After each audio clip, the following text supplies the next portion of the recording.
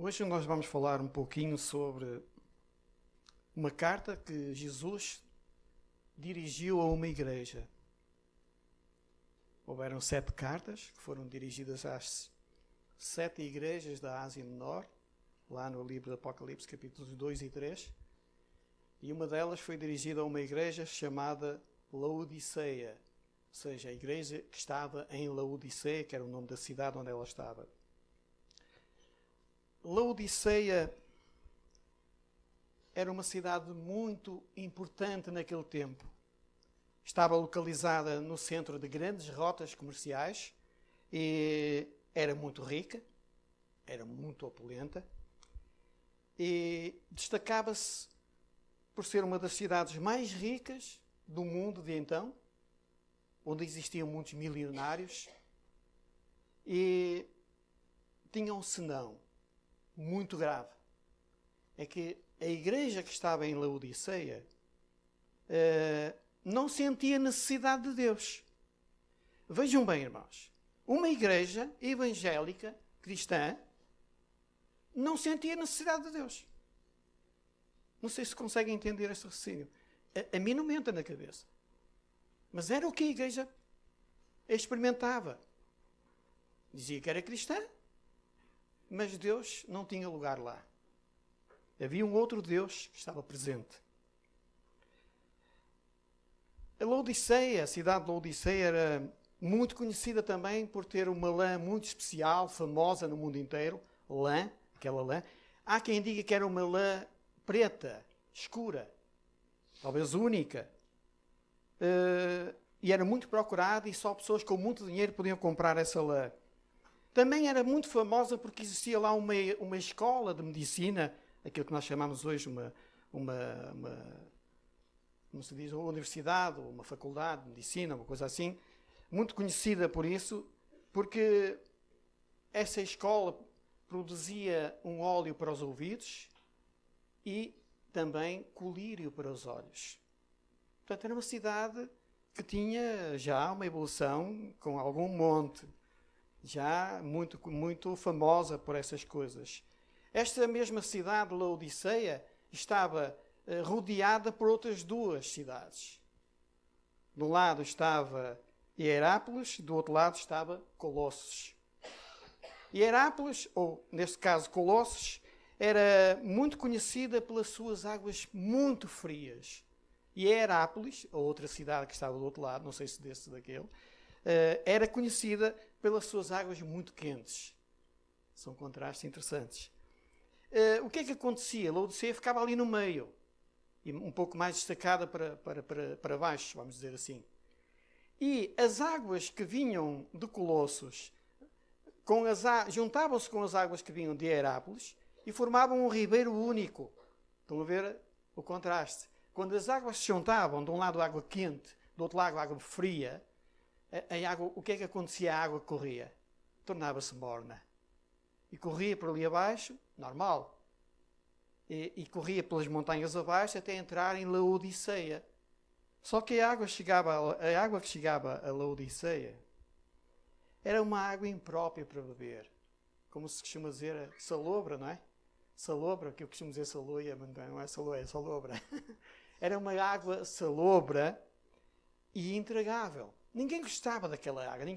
Eu acho que, não sei, podem haver pessoas que gostam de beber água morna ou água quente, não sei. Certamente haverão. A minha mãe gostava de beber água quente. Não era chá, era água quente. Pronto, ela lá sabia. De qualquer forma, a água tornava-se mesmo saborosa e imprópria. Não era salobra.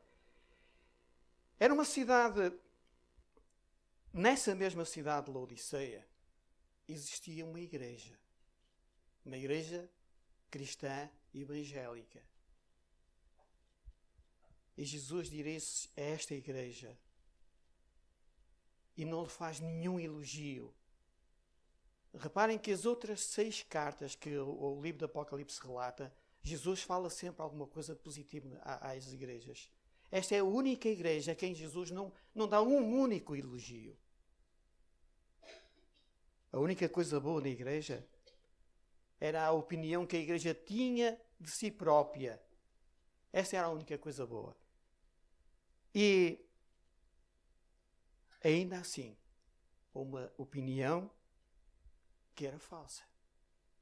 Os irmãos da igreja de Laodiceia, como se diz na gíria, estavam sinceramente enganados. E isto era grave. A igreja era de alguma forma o espelho da cidade. Em vez da igreja influenciar a cidade como se deveria, como cristã, na qualidade de cristã, a igreja foi completamente dominada pela influência que recebeu da cidade de Laodiceia, dos habitantes daquela cidade. E como normalmente, ou seja, quando há muito dinheiro, muita riqueza, as pessoas vivem à sua maneira e põem Deus de lado. Era o que se passava naquela cidade.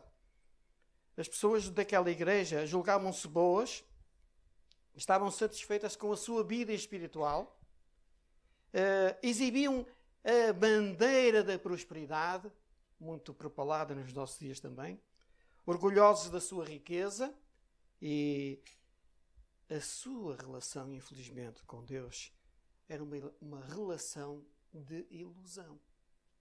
Eles pensavam em Deus.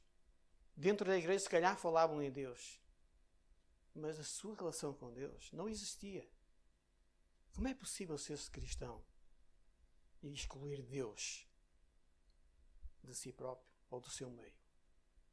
Vamos abrir a palavra de Deus em Apocalipse capítulo 3 para lermos dos versículos 14 ao 22.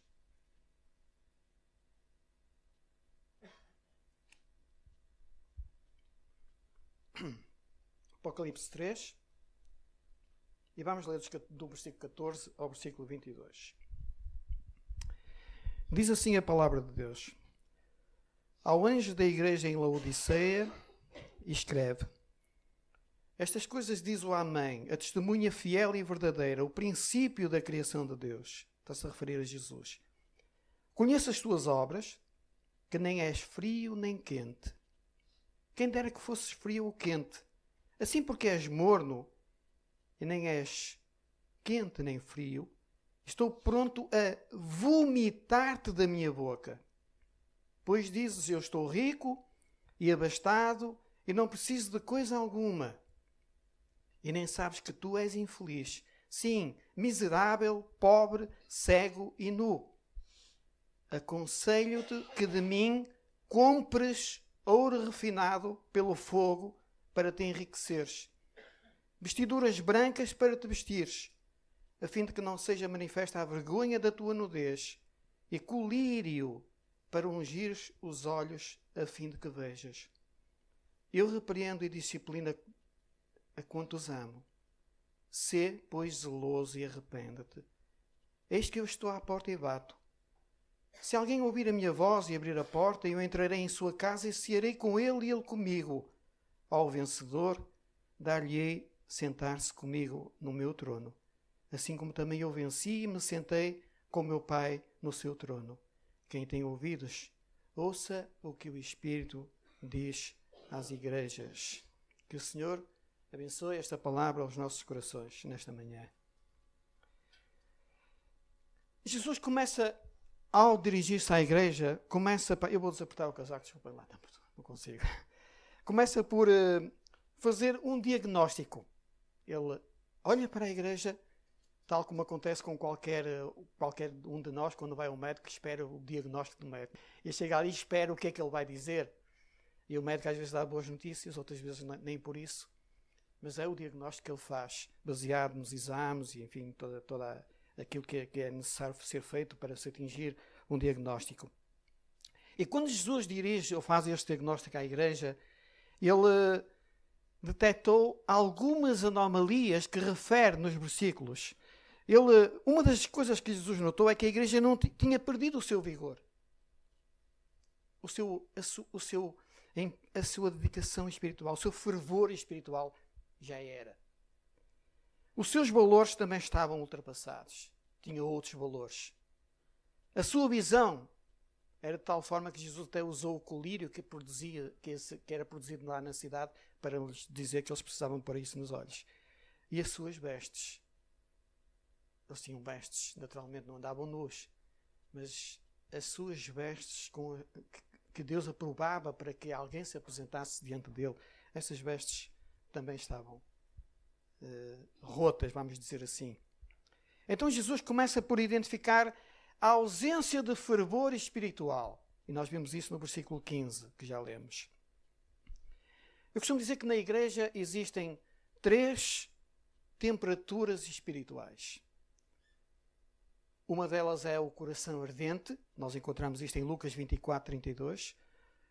Uma outra é o coração frio, que se encontra em Mateus 24, 12. E depois, aquela que é mais grave, que é o coração morno. Como nós costumamos dizer, nem nim, nem não. Que encontramos no texto que acabamos de ler, no versículo 16. O problema da igreja de Laodiceia não era um problema teológico.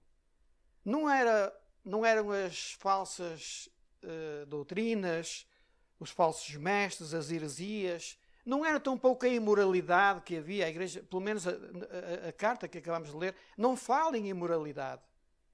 Não fala em problemas de heresia ou coisas parecidas com estas, nem que houvesse lá malfeitores e que estivessem ali a aproveitar-se do dinheiro ou de outras coisas quaisquer. Não havia isso. Mas o que havia era bem mais grave e bem mais sério. O que faltava à igreja, irmãos, era a ausência de Jesus. A ausência de Jesus. Eu não sei se conseguimos perceber isto. Como é que eu posso dizer que sou de uma igreja cristã e Jesus está fora da igreja? Será possível haverem hoje igrejas que se dizem cristãs evangélicas, por exemplo, ou outras, e Jesus está fora da porta? Mas era o que estava a acontecer aqui. É o que o relato nos fala, não sou eu que estou a dizer. Eu sou só a transmitir o que os irmãos e eu acabamos de ler. A igreja era morna, era apática, era permissiva. Tudo o que o mundo fazia entrava lá dentro e tudo era bem aceito, não se passava nada. Nós precisamos ter muito cuidado com a nossa intimidade com Deus. Olhar para esses exemplos e ver, mas como é que eu ando? Como é que anda a minha relação com Deus? Podemos correr o risco de enfraquecer ou morrer, porque outros valores se levantam, muitas vezes entre nós e na nossa vida, valores que podem levar-nos à destruição e à morte. Há quem fuja do fervor. Jesus alerta para o fervor espiritual na igreja, por outras palavras. E nos nossos dias há pessoas que fogem do fervor e dizem alguns que não querem ser fanáticos. Eu não quero fazer como aquilo. Amém, aleluia, levantar a mão, não sei, esquece. Não, isso não. Cada um tem a sua maneira e deve ser respeitada a maneira como cada um se dispõe na adoração a Deus. Ninguém deve criticar isso. Mas tem que aceitar aquele outro irmão ou irmã que tem uma forma diferente de adorar. Porque é assim que a igreja no seu todo se compõe e é feita. Fanatismo, como alguns dizem, é algo irracional. Um fanático nem sequer raciocina, faz as coisas, é extremista, é cego. E, portanto, faz naturalmente as coisas sem preocupar-se muito com aquilo que dá. Mas alguém que tem Jesus no centro do seu coração, quando levanta a sua mão, quando usa aleluia ou amém ou o que for, faz-o com sinceridade. E deve ser respeitado por isso. Porque tem fervor no seu coração. E quando Jesus entra na vida de alguém, ele faz a diferença. E é muito natural que alguém que tenha fervor espiritual sinta essa alegria, esse desejo de adorar a Deus, se expressar na adoração dessa maneira. Jonathan Edwards, um famoso pregador, disse certa vez o seguinte: precisamos ter luz na mente e fogo no coração. E o fogo, aqui é o fogo do Espírito, que realmente só quem tem uma relação de intimidade com Deus pode sentir e expressar. Há muitos crentes com medo deste entusiasmo. Mas o entusiasmo é algo normal num cristão. Porque onde Jesus entra, o entusiasmo aparece. A alegria, a forma de se expressar, o seu fervor. Jesus faz a diferença na vida das pessoas. Eu não quero dizer com isto que nós temos agora que andar todos a dizer amém, a fazer a não sei o quê, aleluia, levantar, não sei. Não, cada um expressa-se como deve. Mas não podemos é também olhar os outros que agem desta forma, olhar de lado, ou fazer comentários que não são tão convenientes. Em segundo lugar, neste diagnóstico que Jesus faz à igreja, ele mostrou que um crente morno é pior do que um incrédulo. Reparem bem, Jesus disse isto. Está escrito. Está subentendido no texto. É melhor um incrédulo do que um crente que nem sim nem não. Ou andando. Ou vivendo. É mais honroso ser-se um ateu declarado do que se ser um membro de uma igreja evangélica morno. Jesus sempre acusou os fariseus, por exemplo, por causa da sua hipocrisia. Se calhar os fariseus falavam muito de Deus, Deus andava sempre Deus lá na boca. Mas eles, todos nós bem sabemos como é que eles se comportavam. É muito mais fácil ajudar um incrédulo a ter consciência da sua imoralidade do que ajudar um membro de igreja que pensa que é cristão, mas não tem vida em si mesmo. Irmãos, existem milhões de pessoas dentro das igrejas ditas evangélicas que não têm nenhuma experiência com Jesus. Vão frequentando a igreja, domingo após domingo, se calhar bem, e durante a semana Jesus está arrumado lá numa prateleira, a Bíblia está esquecida, se calhar tem pó e ao domingo há que limpá-la para vir à igreja. Ou então, hoje em dia já nem é preciso isso. Já existem os telemóveis, os tablets e outras coisas mais que substituem e, portanto, já nem há esse problema. Um membro de igreja que tem Jesus no centro da sua vida expressa isso pela sua conduta durante a semana. Expressa isso na sua participação e no envolvimento do trabalho da igreja local, no amor que tem às pessoas perdidas, na forma como serve ao Senhor e ao seu próximo. Uma pessoa morna é aquela em que se nota um contraste. E este contraste é que entre aquilo que ela diz ou pensa ser e entre aquilo que ela é de facto. Há uma grande diferença entre o que nós dizemos ou pensamos ser e muitas vezes em aquilo que somos. Um morno não vê a sua real condição. Um cristão morno não consegue perceber a sua fraqueza. Não consegue perceber que está mal. Está tudo bem. Se nós pudéssemos fazer um exame à nossa vida, desde que nos convertemos até hoje, se hoje parássemos um bocadinho e disséssemos, espera aí, eu sou crente há X anos. A quantas pessoas eu falei de Jesus, da minha fé? Ao longo destes anos todos, quantas pessoas é que eu levei a Cristo? Como é que eu educo os meus filhos em casa? Será que eu lhes tenho passado a mensagem do Evangelho? Os tenho ensinado no temor do Senhor? Que valores incuti neles? O que é que eu tenho feito para o bem dos meus filhos? E na minha vida pessoal? Quanto tempo é que eu gasto diariamente com Deus? Já li a Bíblia toda ao longo de todos estes anos, alguma vez? E orar? Diariamente, eu tenho 24 horas, como todos os outros. Tenho X horas para trabalhar, X horas para dormir, para comer, não sei o quê. Sobra-me algum tempo. Pois esse outro tempo eu gasto a ver a televisão e a distrair-me lá com isto, com aquilo. Mas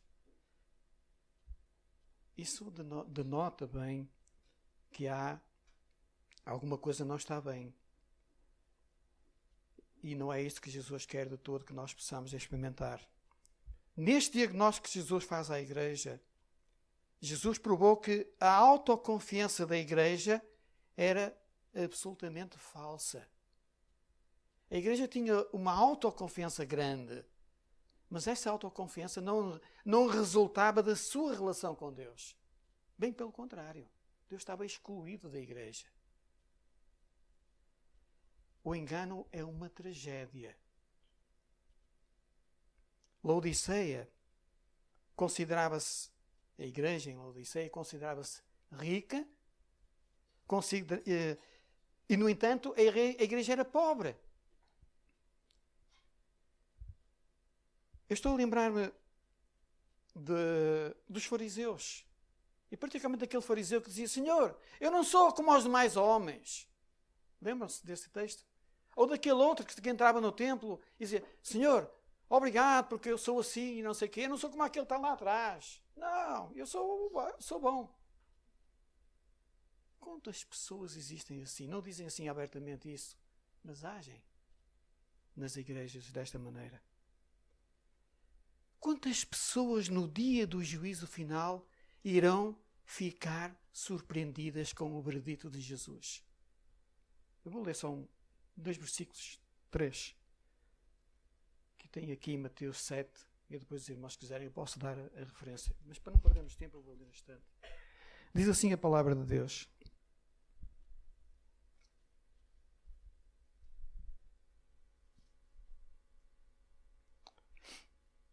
nem todo o que me diz Senhor, Senhor entrará no reino dos céus, mas aquele que faz a vontade de meu Pai que está nos céus. Muitos naquele dia, portanto no dia do juízo final, onde dizer-me: Senhor, Senhor, porventura não temos nós profetizado em Teu nome, e em Teu nome não temos expelido demónios ou expulsado, e em Teu nome não fizemos muitos milagres? Então lhes direi explicitamente, de uma forma muito clara: nunca vos conheci. Apartai-vos de mim, os que praticais a iniquidade. Estas são as palavras que muitos vão ouvir naquele dia. Eu não sei se repararam que Jesus, que nesse sermão Jesus está a falar para os discípulos e para a multidão que o ouvia, que o seguia. Não vos conheci, não vos conheço. Apartai-vos de mim, vós que praticais a iniquidade. Então, a autossuficiência é uma tragédia. A igreja pensava, tinha confiança em si e nas coisas que ela possuía dentro das suas portas. A igreja diz o texto, não preciso de coisa alguma.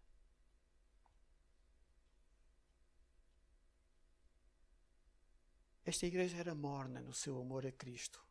Vejam bem, era morna no seu amor a Cristo, mas era efusiva, fervorosa no amor ao dinheiro. O dinheiro era o mais importante que ela tinha. As contas bancárias eram importantes, porque essas eram o seu Deus. Eram essas que traziam à igreja a sua segurança. É que lhe davam confiança. E por isso, quanto mais tivesse, tanto melhor. Mas Deus não. Deus não tinha lugar lá. O amor ao dinheiro, a ganância por ter mais e mais e mais e mais, quando de repente se morre, fica cá tudo. Esse amor ao dinheiro produz uma falsa segurança. A Bíblia diz que o amor ao dinheiro não é o dinheiro, é o amor ao dinheiro. É a raiz de quê? De toda a espécie de males. Se os irmãos estiverem atentos e fizerem pensarem um bocadinho, não há nada de mal no mundo que não tenha por trás o dinheiro. O dinheiro está por trás de tudo que é mau. Jesus diz que ninguém pode amar a Deus e ao dinheiro ao mesmo tempo. Ou se ama a Deus, ou se ama o dinheiro. Mas muitas pessoas dentro das igrejas no mundo inteiro amam a Deus. Mas o dinheiro tem que estar aqui. Porque Ele é que me dá segurança. Esta igreja orgulhava-se de ser rica e de não precisar de coisa alguma. Mas Jesus disse-lhe que ela era pobre, que ela era nua e que era cega. Pobre porque não tinha como comprar o perdão dos seus pecados. Porque o perdão que Deus dá é de graça.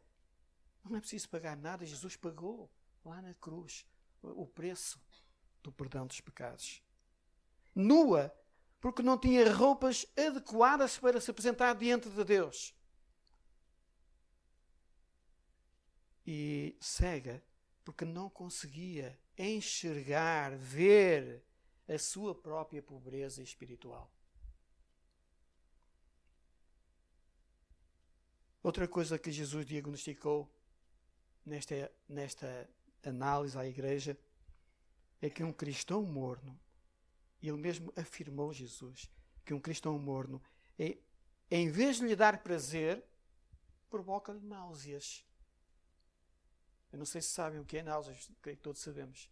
Má disposição, vontade de vomitar. Era o que a igreja provocava em Jesus. É curioso. Quando Jesus olhava para a igreja, dava vômitos. O que é que isto quer dizer? Que ele ficava satisfeito, bom, estou contente? Naturalmente não. Uma igreja morna, segundo a Bíblia nos ensina, provoca náuseas ao Senhor da igreja, Jesus. Por isso ele tinha mais esperança nos publicanos e pecadores do que nos religiosos e fariseus. Vejam bem, Jesus tinha mais expectativa na conversão e na mudança de vida nos fariseus e publicanos do que nos religiosos, naqueles que andavam sempre com Deus na boca para trás e para a frente, mas que não viviam nada daquilo que queriam que os outros vivessem muitas vezes. Deus salvou-nos, irmãos, para sermos o seu deleite, para sermos a menina dos seus olhos. Deus salvou-nos para sermos a sua delícia, para lhe darmos prazer. Mas quando nos tornamos mornos, a única coisa que nós provocamos é dor e náuseas, mal-estar. A igreja de Laodiceia acabou por desaparecer do mapa. A cidade, ou da cidade, restam apenas ruínas. Quem viajou para esses lugares, eu não, mas outros que já viajaram, ouvi relatos, não só de Laodiceia, mas também das outras igrejas, que acabaram por ficar reduzidas a ruínas. A igreja de Laodiceia perdeu a sua oportunidade. E a igreja de Hermesinde está a agarrar a oportunidade?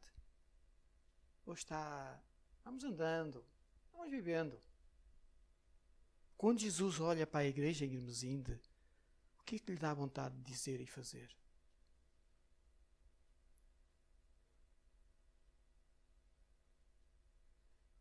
Cristo repudiará totalmente aquele cuja ligação com Ele é meramente nominal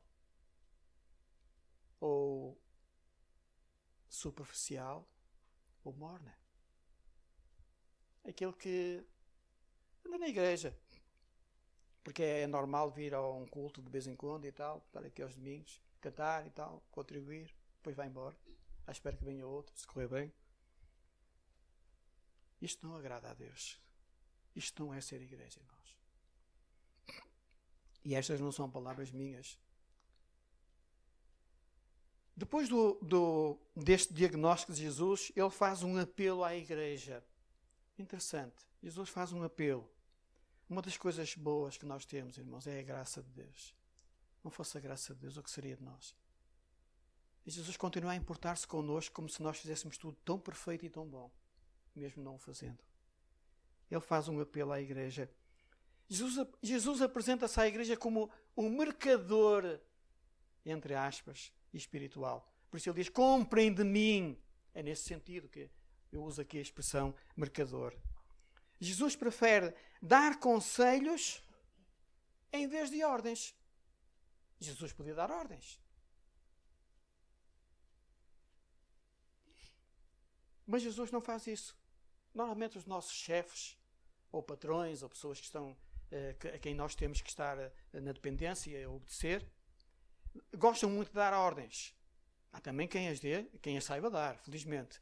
Mas na generalidade todos gostam de dar ordens. Faz isto, faz aquilo, não faça assim, não faz daquela maneira. Não, aquelas coisas. Bom, Jesus não fazia assim, certamente. E curiosamente Jesus, mais do que dar ordens, não obstante ter todo o poder para o fazer e toda a autoridade, ele dava conselhos à igreja. E aqui esta igreja ele também dá conselhos, não faz exigências, nem dá ordens, mas é duro na sua avaliação. E o que é que ele faz? Ele aconselha a igreja a comprar de mim. Aconselho-te a que compres de mim. Cristo apresenta-se à igreja como um mercador, entre aspas, imprescindível. A igreja precisava daquilo que Jesus tinha. Os produtos, entre aspas, de Jesus eram essenciais para o sucesso da cura daquela igreja. O preço de Jesus era de graça. Meus irmãos, há um texto em Isaías que fala em que Deus convida o povo a vir e comprar sem dinheiro. Não sei se os irmãos sabem que alguma vez foram comprar alguma coisa sem dinheiro. Podem ir comprar, mas certamente não vão trazer nada, porque sem dinheiro ninguém vende. Mas esse é o convite de Jesus. Comprar de graça. Havia razão para os pobres, os cegos e os nus ficarem contentes. Eles eram pobres, mas Jesus tinha ouro para a sua pobreza.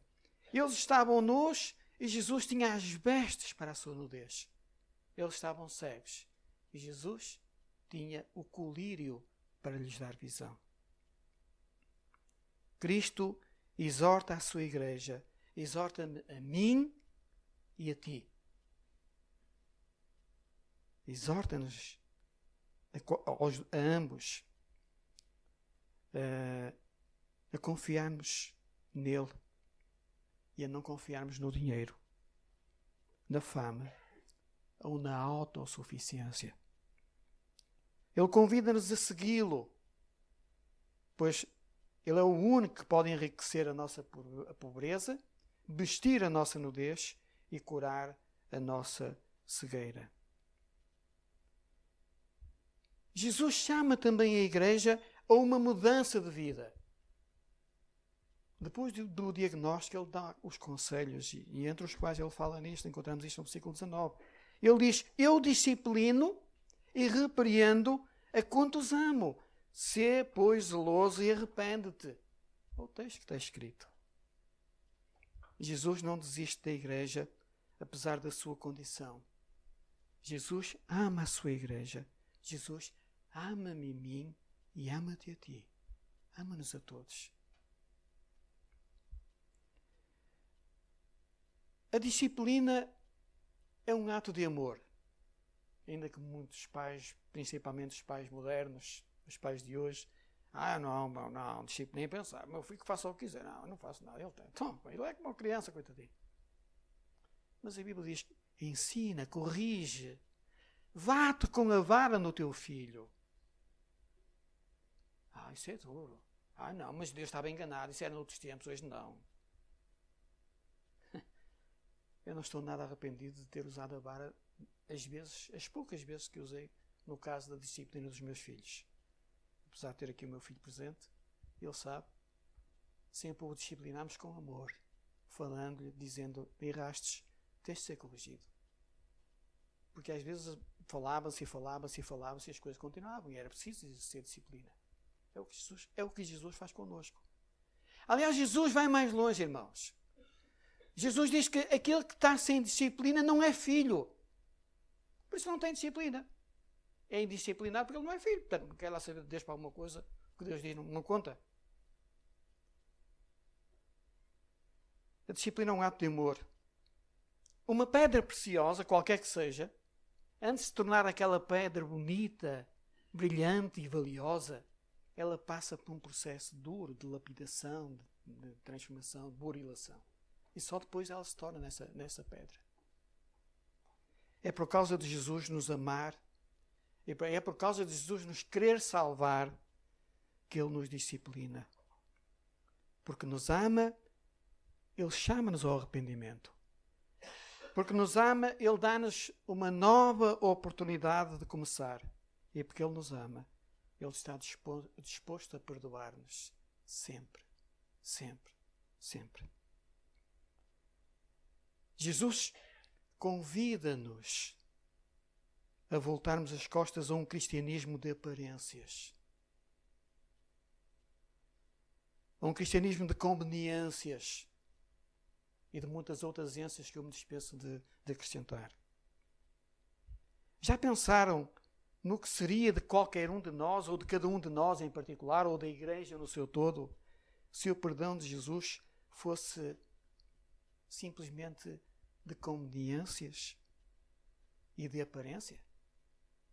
O que é que seria de nós, irmãos, se Jesus nos perdoasse por conveniência ou por aparência? Não teríamos perdão. Estávamos todos perdidos.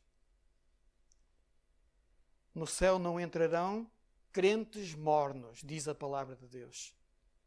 Crentes que esquentam bancos de igreja. Esses não entram no céu. No céu entram os remidos por Cristo. Pessoas pecadoras como eu, conscientes do seu pecado, mas perdoadas, convertidas, transformadas, arrependidas, que confessam Jesus como Senhor e Salvador. Podem ser pecadores como eu sou, e como se calhar todos nós aqui têm consciência disso. Mas são essas pessoas que, não obstante a sua condição, se arrependeram, se entregaram a Jesus e se tornaram fervorosos no amor e no serviço ao Senhor. São essas pessoas que vão entrar no céu. Não são os santos, entre aspas, que não fazem mal a uma mosca, pelo menos aqui no nosso meio, ou no meio das igrejas onde estiverem, mas que nas costas faça-se muitas coisas. Jesus convida também a igreja para uma ceia com Ele. Que honra para a igreja ser convidada por Jesus para uma ceia. Quem me dera. Eu estou convidado para essa ceia. Os irmãos estão convidados para a ceia de Jesus, para as bodas do Cordeiro lá no céu. Têm noção disso? É realmente uma honra ser convidado por Jesus para participar nessa ceia. Mas agora vejam, irmãos, que cenário tão triste. Jesus, o Senhor da igreja, está do lado de fora da igreja a bater à porta. Da igreja supostamente cristã. Uma igreja que não o tinha dentro, não o tinha no seu meio. Uma igreja cristã em que Jesus estava do lado de fora a bater, ver se o deixavam entrar. Será possível uma igreja ser cristã sem ter Cristo no seu seio?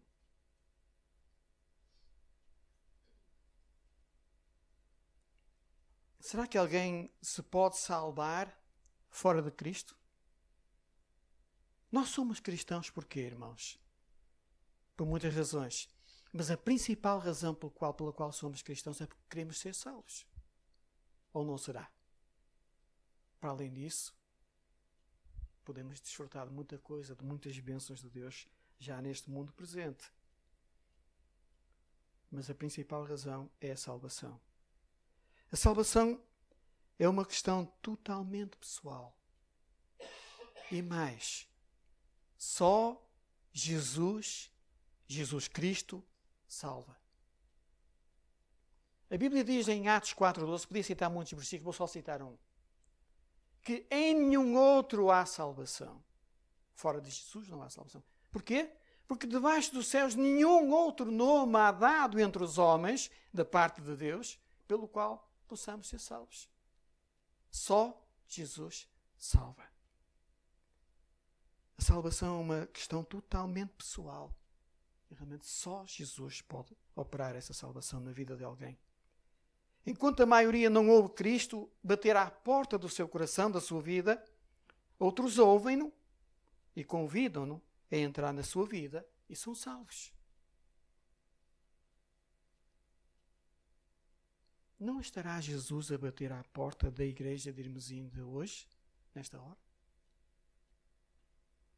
Não estará Jesus a bater ao teu coração, à porta da tua vida hoje, neste momento? Não estará Jesus a dizer-te alguma coisa? Ele deseja entrar. Vais abrir? Ou vais fazer que não ouves?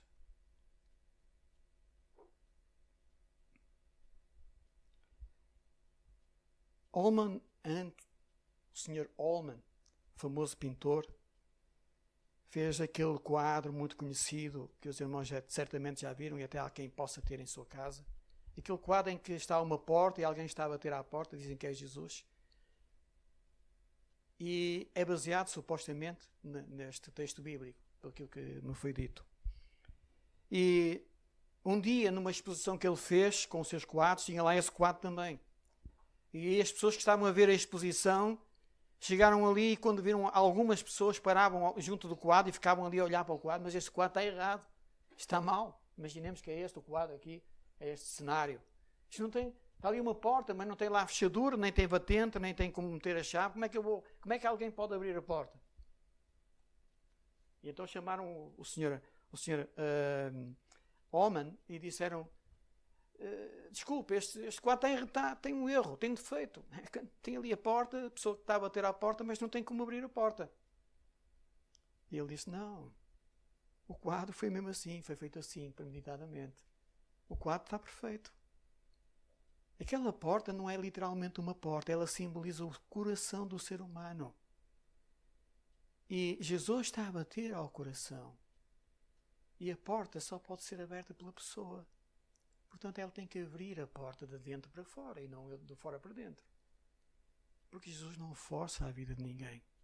Jesus quer entrar na vida de qualquer pessoa, mas quer fazê-lo com que a pessoa se faça isso livremente, à vontade, sem ser pressionada e não quer forçar a entrada na vida de ninguém.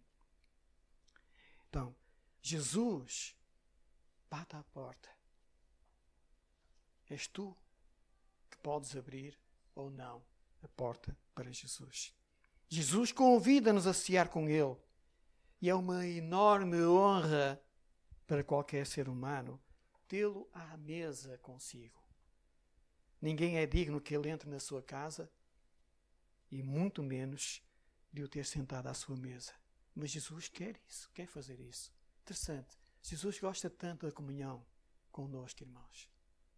Jesus gosta tanto da comunhão com a sua igreja. E às vezes a igreja tem tão pouco prazer nessa comunhão. Em terceiro e último lugar, a promessa de Cristo à igreja. Jesus faz uma promessa à igreja. Essa promessa é para nós também, irmãos. Jesus era o único com autoridade para fazer promessas. Sabem porquê? Porque o ser humano muitas vezes faz promessas, mas às vezes por razões até que inesperadas não consegue cumprir. Eu não sei quantos de nós já fizemos promessas a alguém e não cumprimos, ou até a Deus. Eu confesso que já algumas vezes prometi a Deus que ia fazer determinadas coisas, depois acabei por não fazer, não conseguir. Não ser capaz ou desleixar-me. Irmãos, tenho que ser sincero na pregação da palavra. Isso aconteceu comigo. Provavelmente já poderá ter acontecido com algum de vós. Para o ano vou começar a partir, o ano vou começar a fazer isto e a fazer aquilo. Depois o ano passa e tudo volta a como era antes. Ou tudo ou algumas coisas voltam. Mas não desistamos de fazer isso. Eu só quero aqui realçar não tanto o facto de não cumprirmos, mas antes o facto de Jesus sempre cumprir. Porque Ele é infalível, é imutável, é perfeito. E, portanto, Ele tem toda a autoridade para fazer promessas. Para uma igreja marcada pela autossuficiência, como era a igreja de Laodiceia, e ceticismo, Jesus apresenta-se como uma testemunha fiel e verdadeira, diz o texto. Isto diz a testemunha fiel e verdadeira. Estava-se a referir a Jesus. Ele é a verdade. Jesus é a verdade. Jesus fala a verdade. Jesus dá testemunho da verdade. Jesus não fala qualquer coisa. Jesus fala aquilo que é importante, que é verdadeiro. Quando Jesus faz um diagnóstico à igreja, ou quando Jesus faz um diagnóstico à tua vida e à minha vida, podemos ter a certeza que esse diagnóstico é fidelíssimo. Não há nada a acrescentar. Está perfeito. O seu apelo deve ser levado a sério. As suas promessas são totalmente confiáveis. Jesus é a verdade absoluta. Tudo vê, tudo sonda e tudo conhece. Ainda na sequência destas promessas de Jesus, Jesus demonstra que tem poder para conduzir os vencedores ao seu trono de glória. Ao vencedor, versículo 21, dar-lhe-ei sentar-se comigo no meu trono, assim como eu também o venci e me sentei com meu Pai no seu trono. Ao vencedor, dar-lhe-ei sentar-se comigo no meu trono. Quando Jesus é o Senhor da tua vida, quando Ele está no centro da tua vida, tu recebes a maior herança da tua vida. Não há mais nada, irmãos. Não há nada mais na vida que possa comparar-se ou assemelhar-se à bênção da maior herança que é Jesus em nós. Tu recebes vestes brancas de justiça e santidade. Os teus olhos abrem-se para o discernimento espiritual.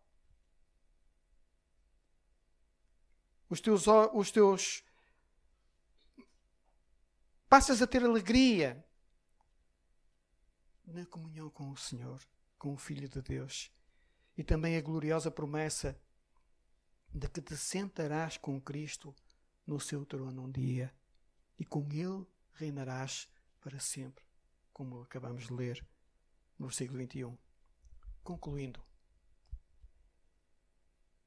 Jesus conhece-nos muito bem. Conhece-me a mim, conhece-te a ti muito bem. Todos os dias Jesus, se calhar, nos observa atentamente, pacientemente, olhando para nós com compaixão, com graça, com amor.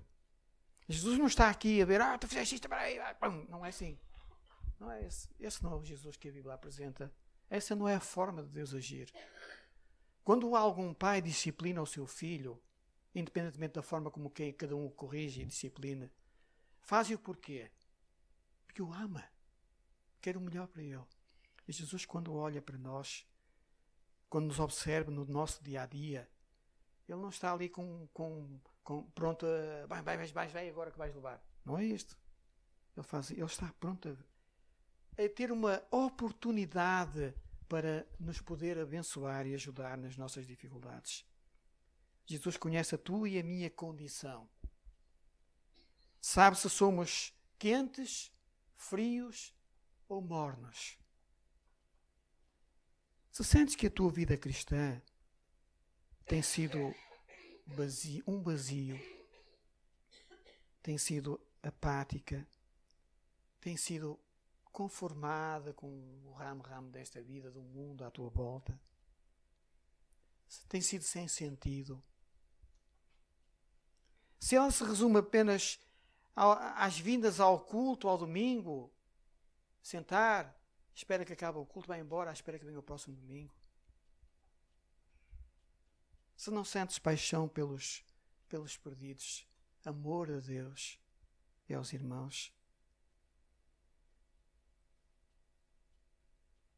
a tua relação com a igreja é uma autêntica letargia espiritual. Pode ser que sejas um crente morno, que não precisas de nada, nem precisas de ninguém. Só encontras defeito em tudo e em todos. E gostas de ter todos do teu lado, aos teus pés. Mas olha, irmão, eu tenho boas e más notícias para ti. As más é que tu nunca vais ter toda a gente do teu lado e aos teus pés. E as boas é que Jesus está disponível para te dar o colírio para os teus olhos, para que realmente possas ver e reconhecer os teus pecados, ver a tua real condição diante de Deus agora. Eu oro para que esse colírio de Jesus seja derramado, primeiramente nos meus olhos, e depois nos olhos de cada um de nós, para que cada um de nós possa ver com toda a clareza a sua real condição diante de Deus.